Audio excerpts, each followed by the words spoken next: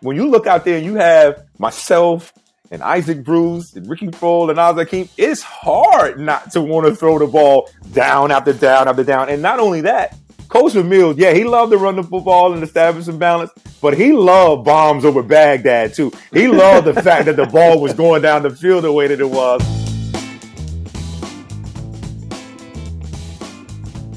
Hey everybody, what's up? Trey Wingo here. Welcome into another episode of Half Forgotten History Season 6. We're here in LA getting set for Super Bowl 56. So who better to talk to than someone who helped the Rams win their only Lombardi trophy? He's also a finalist for the Pro Football Hall of Fame as we speak. He once had 6 straight 1,300 receiving yard seasons, and he's also a member of the greatest show on turf and the FUFC. What is the FUFC, you say? Well, find out when you watch this episode with Rams wide receiver Torry Holt. Torry, you are a member of one of the most exclusive fraternities in the NFL. It's the FUFC. Did you know that? FUFC. I did not know that. That's the F'd Up Finger Club. Oh, the F'd Up Finger Club. Yeah. I'm one of the founding members then.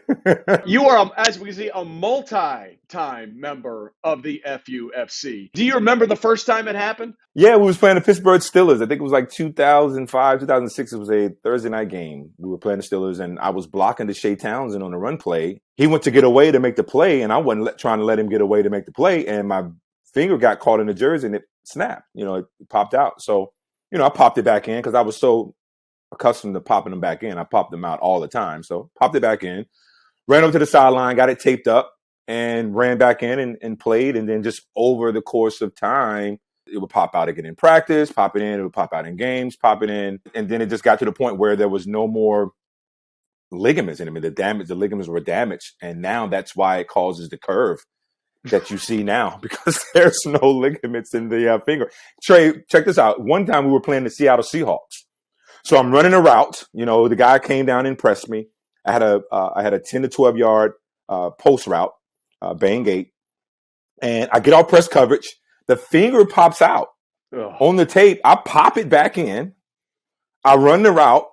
Boom, catches the football, gets tackled, pop up, flip the ball to the referee, run over to the sideline, get it taped up, run back in and play. So I was used to my fingers popping out, me popping them back in and still playing.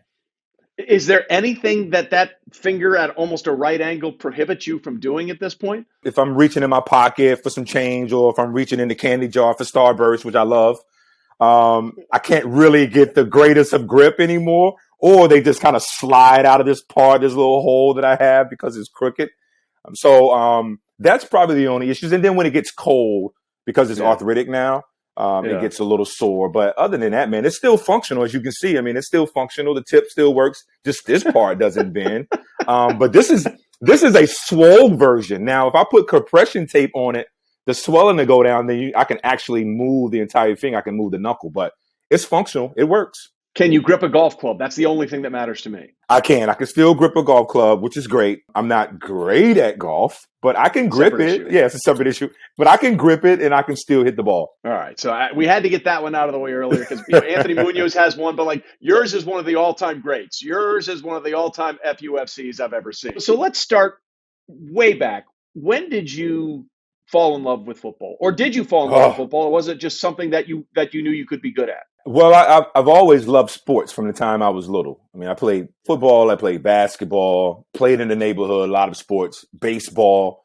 My high school coaches would have loved for me to continue to play baseball, but baseball was too slow for me. But I've always loved sport, always loved football. And I didn't get a chance to play football early on because my mom thought I was too small. She didn't want her little boy running out there and getting banged around and possibly getting hurt. That's all she thought was if I played, I would get hurt. So I didn't play until probably 11 years old, maybe a little older than that. And once I started playing and my coaches saw that I had great deal of potential, it was like, Ojeta's her name. Like, you got to let this boy play, continue to play football. So I continued to play from Part Warner on through high school and then military academy and then college and then obviously pros. But I started at a young age and everybody in our neighborhood played sport. And we had a lot of good players in our neighborhood that I could follow behind and mimic. And, but yeah, that's where my love for sports started when I was really young. My uncles played sports. in football. My dad played softball. My mom played softball. My aunties played basketball and softball. So I come from a very talented athletic family. I always like to ask this question because it's different for everybody. When did you think, first of all, in high school, hey, I might be able to get a scholarship out of this? Was there a moment? Yeah, when coaches started coming to my games and watching me play on Friday nights and even in basketball, I knew that I had an opportunity to go on and play college. But I was worried because I wasn't doing well academically, so I didn't know if that dream would come true because of my shortcomings in academics.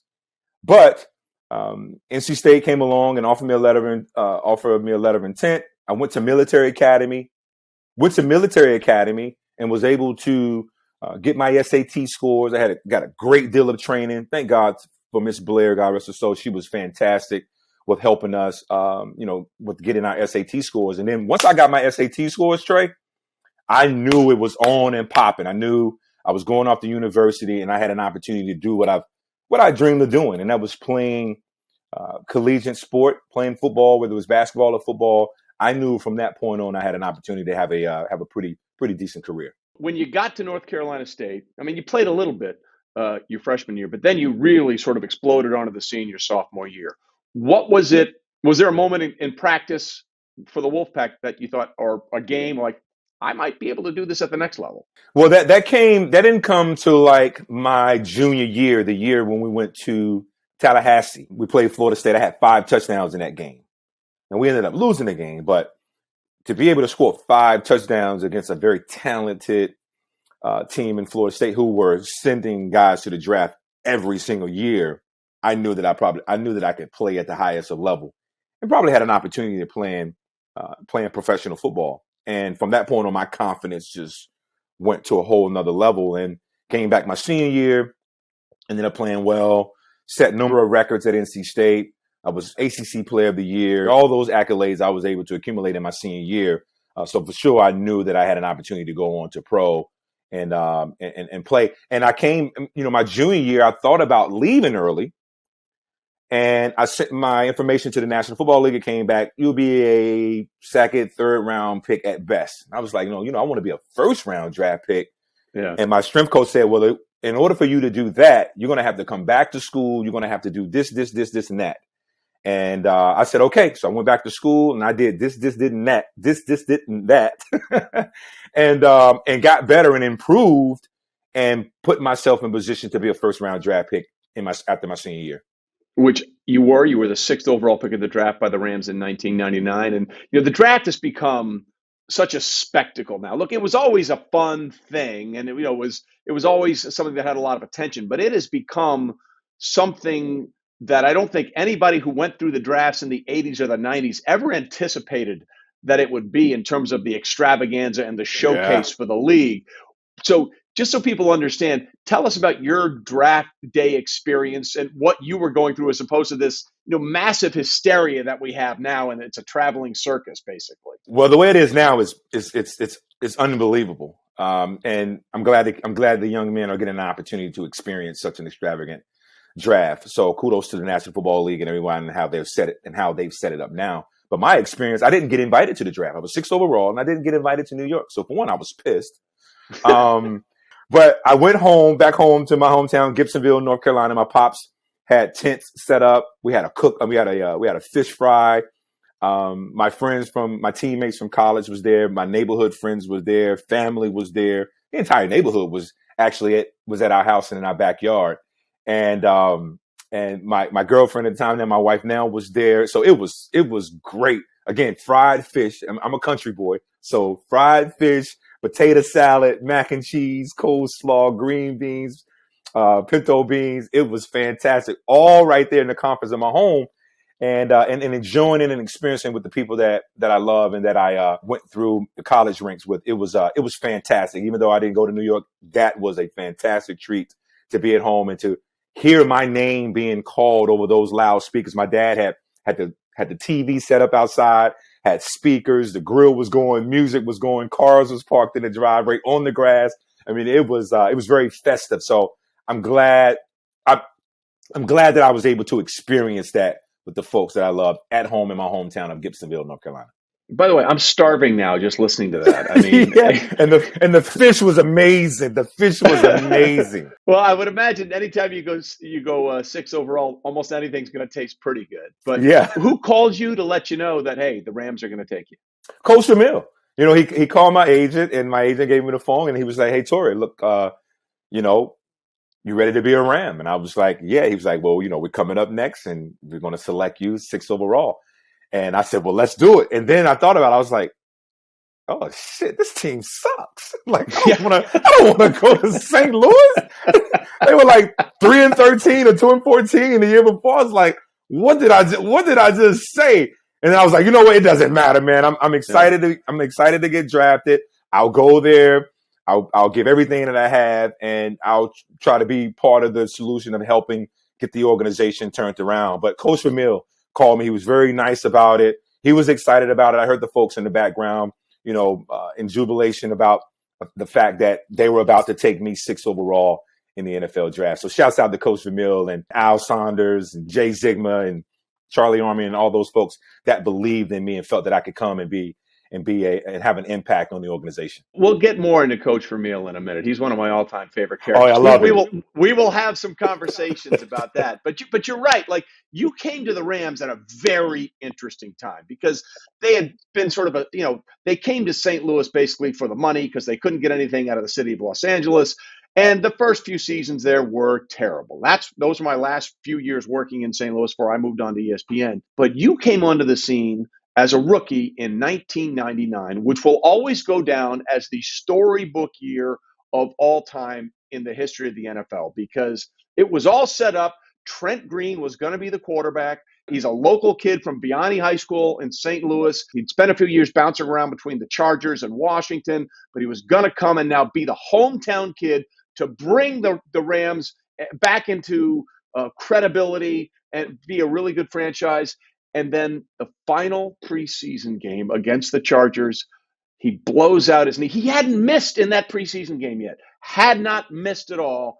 And what was going through your mind as a rookie when you saw this happening right before you play your first ever NFL game? Yeah, I was sick. I was hurt because, as you mentioned, Trey, our practices with Trent Green were fantastic, phenomenal. The ball never touched the ground. I can count how many days the ball touched the ground. I mean, that's how in sync we were. That's how he was throwing the ball and how on time we were as an offense. And then to carry that over into the preseason games and all the momentum that we were building, feeling like we had a really good team. We were going to do something special, and we were going to do it with Trent Green. And then to see him go down, it was very disappointing, very disheartening. And I felt for Trent a lot during that period. And I said, what's next? That's what I was thinking. Like, okay, well, who's next up? Then come along Kurt Warner, and Kurt rarely got some time with us in practice. Mostly Trent was taking a lot of those first team reps, but he came in. Kurt came in, and we never skipped a beat. The balls wasn't hitting the ground. I mean, we were rolling, but Trent was so good and so special, and he had such a great command of the offense and such a great command of the team because of the way he carried himself and the way that he prepared. Dick Vermeil said one of the greatest, and we all thought it was a lie at the time, one of the greatest lines ever after the Trent Green injury in that preseason game against the Chargers. He said, "We will rally around Kurt Warner and we will play good football." And everyone was like, okay, right. But so why don't we take our first break right here, and when we come back with Torry Holt, we'll talk about how quickly things did start rolling with Kurt Warner on this Half Forgotten History episode with Torry Holt. Stay with us. We're coming right back. Caesars Sportsbook is, simply put, the greatest sports betting app of all time. Why? Well, I'm going to tell you. Because Caesars makes everyone feel like an emperor. When you place your bets, win or lose, you can earn Caesars rewards. Dining, getaways, stays, so many perks, people. Caesars Sportsbook. Visit Caesars.com to see if sports betting is available where you live. All right, back with Torry Holt on this episode of Half Forgotten History. So we left off with Dick Vermeil saying we will rally around Kurt Warner and play great football, and it was like, yeah, shut up. So you get your first game of the season with Warner, and it's a home game, and you guys just whoop up on the Baltimore Ravens 27-10.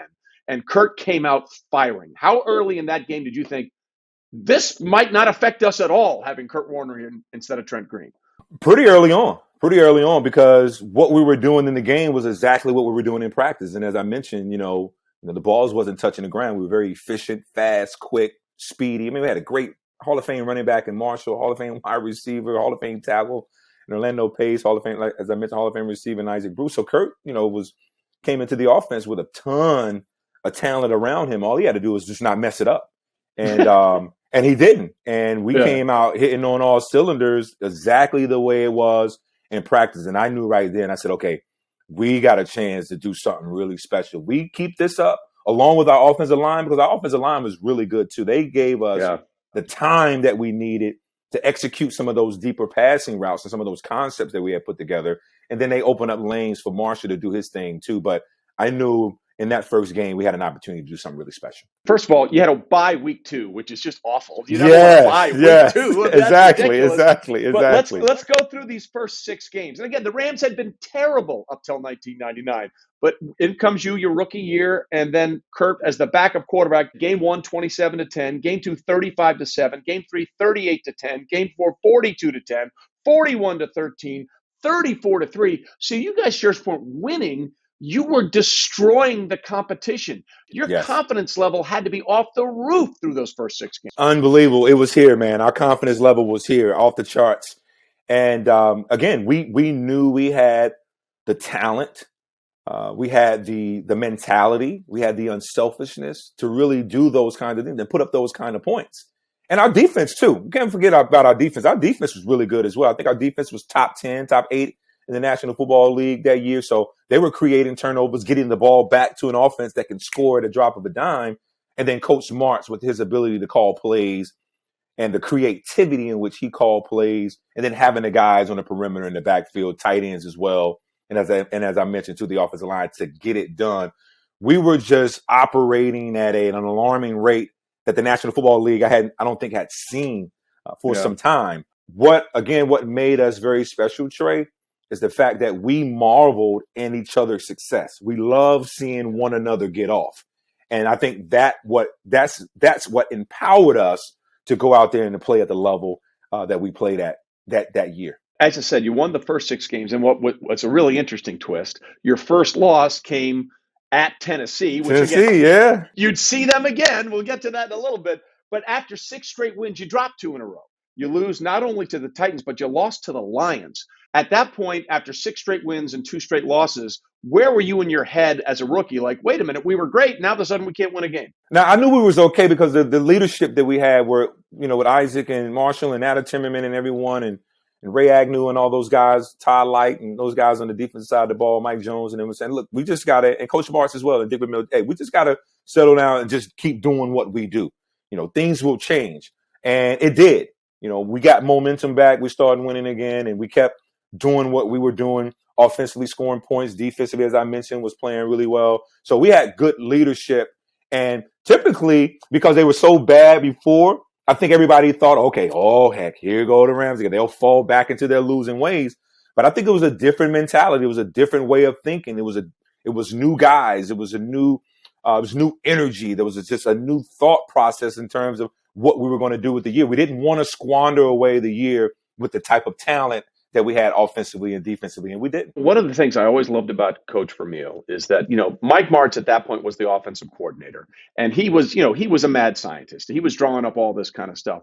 But I'll never forget Dick Vermeil, whenever he felt like, okay, we're getting a little too crazy here, he would just get on the headset and say, give the ball to 28. In other words, Marshall Faulk, like give the ball to 28. Like every once in a while, it felt like Martz needed to be reined in and reminded that, hey, we got an MVP here who's going to go to the Hall of Fame. Let's make sure he's involved. What Mike's first thought is, look, and Coach Martz loves to run the football.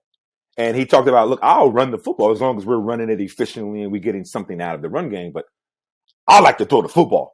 You got to think back to the Eric Coryell days. That's where he come under and the concepts that he spent countless hours coming up with. And when you look out there, you have myself and Isaac Bruce and Ricky Proehl and Az-Zahir Ali Hakim, it's hard not to want to throw the ball down after down after down. And not only that, he knew that we could get open. down after down after down. So it was tough for him to pull back the reins in regards to throwing the ball. But that's where a good head coach comes in Dick Vermeil and say, hey, look, we also have to make sure that we do remain balanced. Give the ball to one of our better players, a Hall of Fame player, and Marshall Faulk. And to Coach Martz's credit, he listened. Coach Vermeil, too. Yeah, he loved to run the football and establish some balance, but he loved bombs over Baghdad, too. He loved the fact that the ball was going down the field the way that it was, and we were celebrating, and that crowd was enthused. Don't get it twisted. Coach Vermeil loved that part of it as well. He certainly did. And so you wrap up the regular season. I think after you lost 6, you won 7 straight. Then you lost the last game of the regular season, but you guys already locked up home field advantage and everything. Correct. So it was irrelevant. Trey, and you know this, once we got rolling, once there was a rhythm within our offense and Kurt was hitting that back foot and letting it go and we were getting open on the perimeter, it wasn't a whole lot that you can do defensively to slow us down. And Coach Al Saunders used to always say to us, when you guys make your mind up and you lock in on what your assignments are, there's not a lot of teams that can stop you. And we were able to do that day. Then you get to the NFC Championship game, and it's the Tampa Bay Buccaneers. Woo, physical. Yeah, I mean, everyone was expecting this thing was just going to continue and everything to go. That was the weirdest title game I can ever remember because that Bucs defense was suffocating. And the Rams defense, by the way, which was very underappreciated that entire year, was also up to the challenge. But it was a weird game. It was 5-3 Rams at the half. Was there any part of you that ever thought, yeah, we're going to leave 5-3 at the half in the NFC Championship game? Never thought that. Never thought that with all of the offensive power that we had, never thought that we have 5 points on the board. But again, as to your credit, to what you mentioned, our defense, once again, very solid, very strong, held their own in that game as well. The Tampa Bay Buccaneers matched up well against us, particularly up front. Warren Sapp and Marcus Jones and those guys, they could get after the quarterback. They were really, really, really good. And you saw that in that game. So I think it was somewhat of a matchup problem that gave us some issues in that game. And then the cover 2, being physical on the perimeter and just not hitting on all the cylinders like we had done previous games against that Tampa Bay Bucs team. It was a challenge. But in that game, we showed a great deal of physical and mental toughness to be able to win that game. And Coach Vermeil said to us, I remember in training camp when we would run those time gassers after practice in full pads, when we would have those live 2-minute sessions, we would have those live red zone sessions. He reminded us that we was going to need those moments at some point in the season to get to where we were trying to go. And against the Tampa Bay Buccaneers, we were able to pull from those moments in training camp, those tough, hard training camps that Coach Vermeil ran. We was able to pull for those moments to get through that game and to get that win. And of course, Ricky Proehl, the only touchdown catch in that game, which was unbelievable down the line, right? I feel like Ricky Proehl doesn't get enough credit because everything he did was sort of overshadowed, right, by whether it was you or Isaac or Az-Zahir. And then twice in a Super Bowl, he had what could have been the game-winning or game-tying touchdown in 2 Super Bowls, and yet Adam Vinatieri and the Patriots said, hold my beer twice. For the outside and for the media, they may not have given Ricky the credit. But for us, we knew how valuable he was. We gave him a ton of credit. And to this day, we still give him a ton of credit. When I first got into the National Football League and walked into the Rams locker room, Ricky Proehl was one of the guys that took me under his wing and showed me how to be a pro. So I have nothing but love and respect for Ricky and appreciate him to the utmost. But when his number was called, he was ready. And that's how he prepared every single day. That's how he handled himself. He knew that Marshall, myself, and Isaac, and Oz and others were going to get a bulk of the touches. But when his number was called, he was always ready, and he never complained. Even though at times he may have had a chance to gripe and say, "Hey, get me the ball more," because he was open. But he never showed anybody up. He never complained. And when that moment showed up against the Tampa Bay Buccaneers and others, Ricky stepped up and got it done. And again, just speaks to the type of professionalism that he carried himself with every single day, and more importantly on Sundays. So you get to Super Bowl 34 in Atlanta. Side note, worst weather Super Bowl ever. It was 33 and freezing rain the entire week. It was just atrocious. But okay, at Super Bowl 34, Dick Vermeil last coached a team in the Super Bowl in Super Bowl 15 when the Eagles lost to the Raiders 27-10. What was Dick's message to the team that week as you're going up against the Tennessee Titans, the team that ended your 6-game winning streak to start the season? He said, guys, just do what we've done all year. Embrace the moment and have fun with each other. And, that was his moment. Be in the moment of what's happening. Don't take this for granted, because who knows if we'll be back in this situation again. And so that was Dick's message. And that's how we played. I think we came out, we played loosely. We had fun. We enjoyed one another. The game was back and forth. We were able to make enough plays in that game, obviously, as you know, to win. But I go back, you think about Mike Jones' play and how that set up. And I go back to training camp. Those hard, brutal training camp that Coach Vermeil put us under came back to that situation where Mike Jones was able to kind of bait, I guess, them into that play, and then having the strength and the wherewithal to make that play when it needed to happen. But Coach Vermeil, again, his message was, guys, do what we've always done all year long. Enjoy the moment, but more importantly, enjoy each other. And that's what we did. For those that don't know, Mike Jones was also a kid from St. Louis, yes, who made the tackle of Kevin Dyson. It was a 23-16 score, and Steve McNair, God bless him, was unbelievable on that final drive, trying to bring Tennessee back to tie the game, running around like crazy. Kevin Carter, DeMarco Farr, they were all so gassed trying to chase McNair. To this day, I still think that's the greatest tackle in Super Bowl history, because it was a 7-point game, and he tackled Dyson 1 yard short of what would have been the tying touchdown. To talk about Steve McNair, one of the strongest human beings I've ever seen in my life. Yeah. And I'm talking about Kevin Carter, who's 6'6", 290, couldn't bring this man down. DeMarco Farr was 275, whatever he was. Ray Agnew and 280, 290. Nope, he was so strong and so competitive. It was, I was sitting there saying to myself, I couldn't believe it, Trey, and how strong Steve McNair was and how competitive he was. But Mike Jones, to your point, Mike was the guy, too. My rookie year was always the first one in the building, sometimes the last one in the building. And he worked out religiously. Like he was such a pro.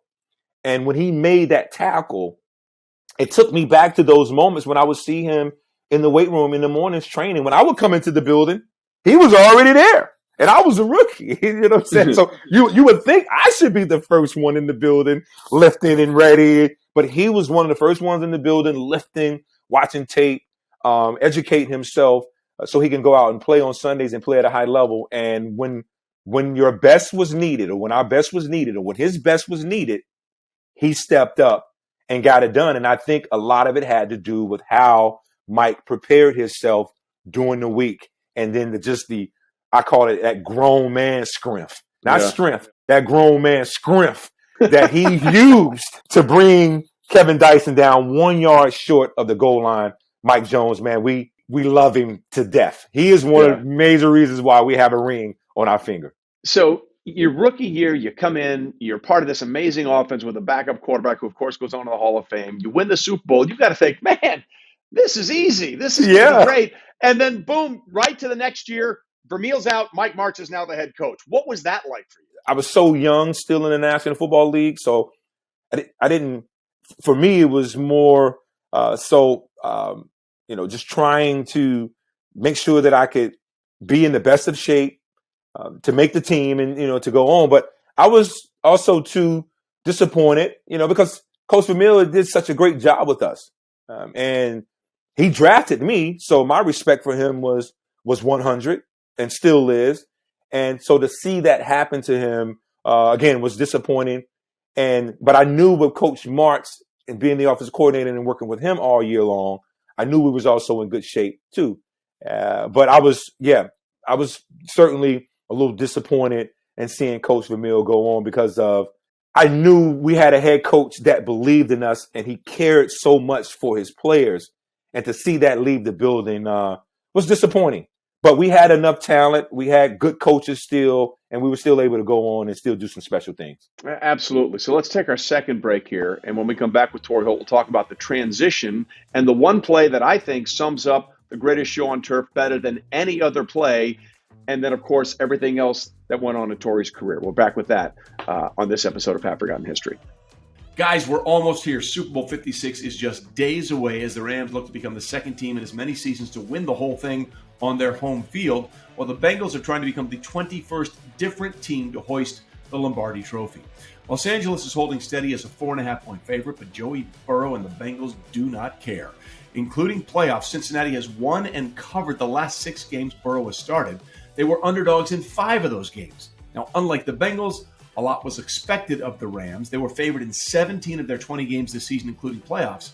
But the Rams have failed to cover in 8 of their last 12 games they were laying points. Not surprisingly, the 2 starting quarterbacks are the favorites at Caesars Sportsbook to win the Super Bowl MVP, with Matthew Stafford at plus 120 and Burrow at plus 220. Quarterbacks have been named Super Bowl MVP in 11 of the previous 15 Super Bowls, along with 2 wideouts, Julian Edelman and Santonio Holmes, and believe it or not, 2 linebackers, Malcolm Smith and Von Miller. Miller is 40-1, by the way, to win the award. He could become the first defensive player to be named Super Bowl MVP twice. Find more of Trey's trends at Caesar Sports on Facebook, Twitter, Instagram, and YouTube. All right, back with Torry Holt now on this episode of Half Forgotten History. And I've sort of alluded to this a couple of times, but if someone says to me, Trey, give me the one play that sums up the greatest show on turf.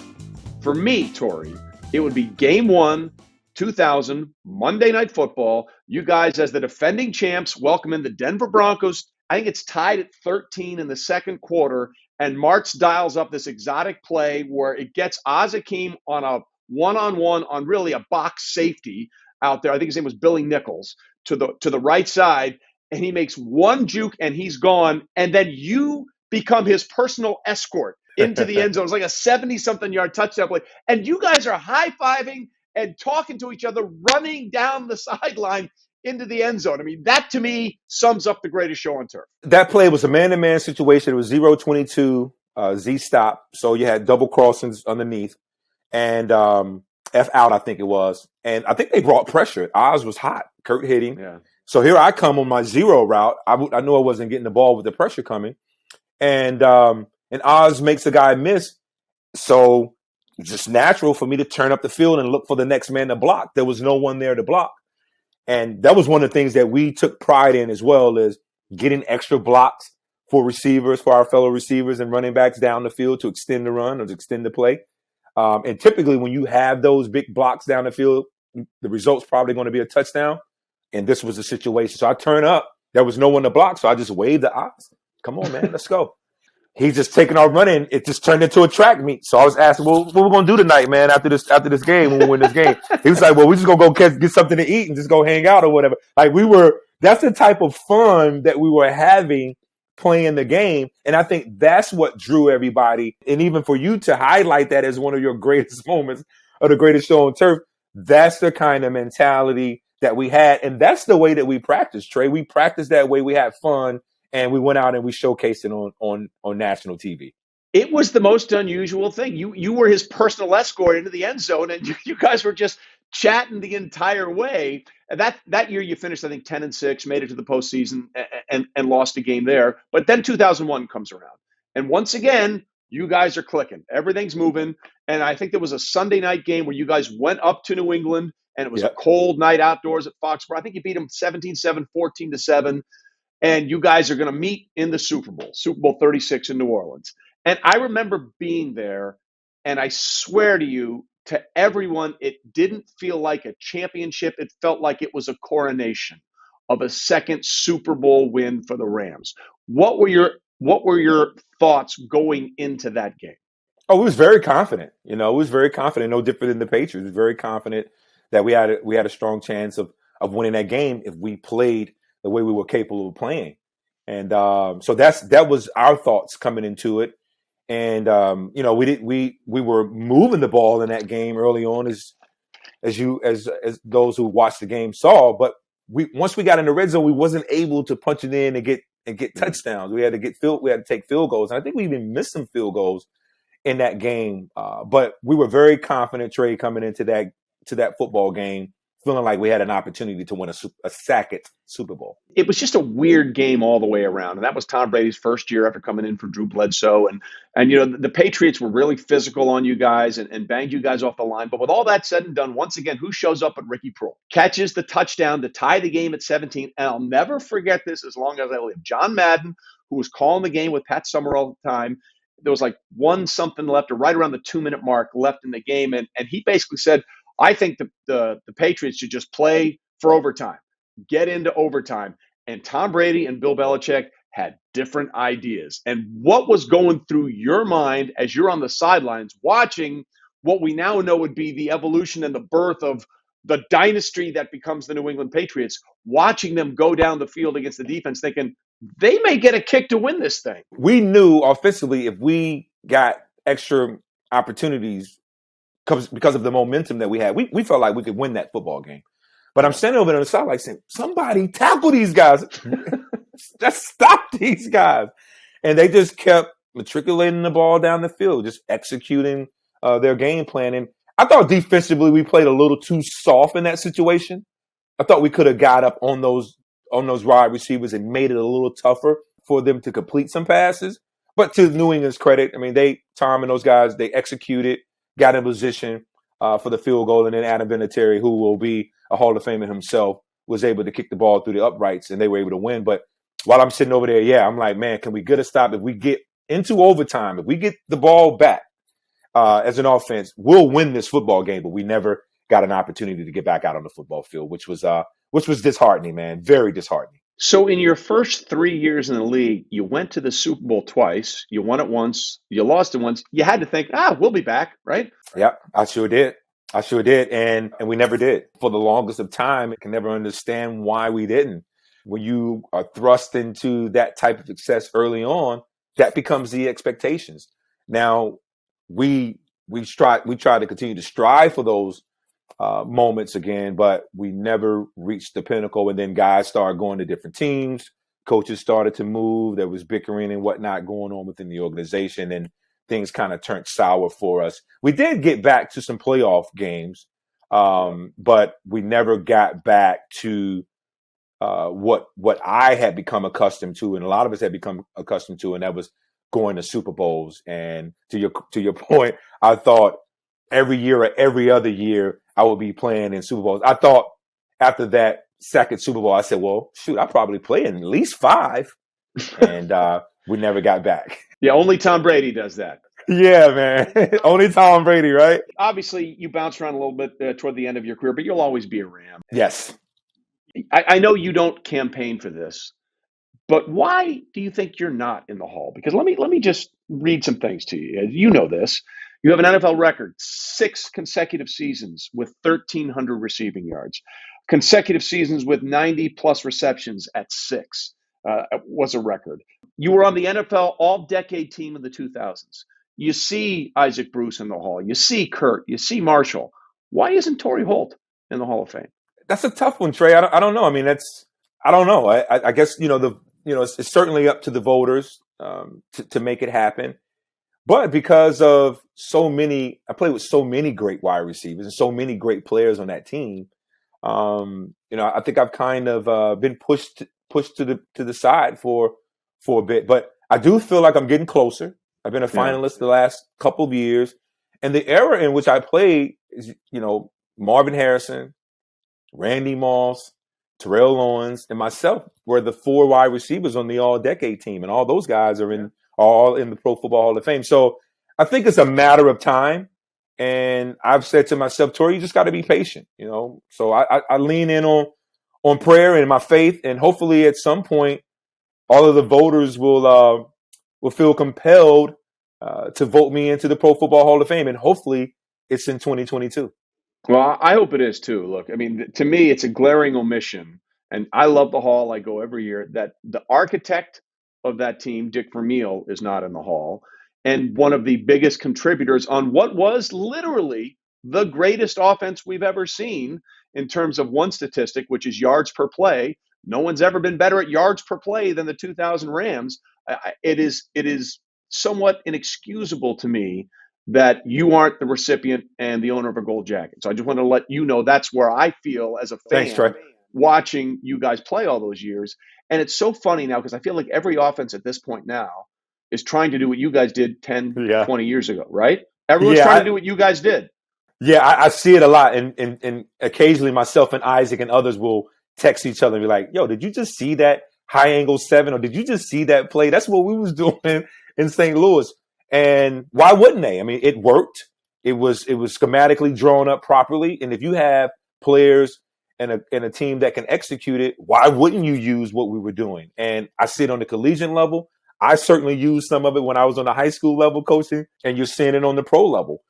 Guys doing, or offensive coordinators or teams doing what the greatest show on turf did offensively, and it worked. And when we were doing it, Trey, a lot of the pundits were saying, what in the world are they doing? Why are they throwing the ball so much? Why are they taking these kinds of risks when they can turn around and hand the ball off to Marshall Faulk? Well, Coach Martz's thought process was, hey, I have the guys that can do it. They want to do it. They're skilled enough to do it. They have the talent. I'm going to call it. And we loved it. And it fit the skill set that we had. It fit the mentality that we had. And we kind of reset the trend in terms of how offensive football is played. And you're seeing it now today. One of the things that I always respect is guys that find success post-career, because like so much of your life is wrapped up in being a football player since you were a kid. It's everything you strive for. Your dream is to live that out. It's so important to find something to do post-career. And you've dabbled in a bunch of stuff. You've done some broadcasting, but you also have your foundation and your construction company. Tell us a little bit about both of those things. You can go to HopebrothersFoundation.org to learn more about what we're doing. But we help support young kids with a parent or guardian that's battling cancer. We lost our mom to lymphoma in 1996 and vowed to do something in honor of her name. So we are supporting young kids, providing peer empathy, educational support to those families so they can better cope with dealing with cancer. Because once cancer enters a home, Trey, I mean, it changes the whole dynamic of the home and how kids and how parents live. And we just tried to be there to help educate them, provide that peer empathy so they can better cope with it. And then Hope Brothers Construction here in Raleigh, North Carolina, my brother and I are business partners. We've had opportunities to work on some incredible projects. The Raleigh Union Station here, the new Raleigh Union Station, we were a part of that project. The new cancer center, the UNC Rex Cancer Center that's going up here in Raleigh, our construction team is a part of that project, and numerous of projects that we're doing here in the area. But to have an opportunity to play a role in the infrastructure in our home state where I was born and raised, to me is I pitch myself every day knowing that we have played a role in that. So we're really excited about Hope Brothers Construction and the future of our company.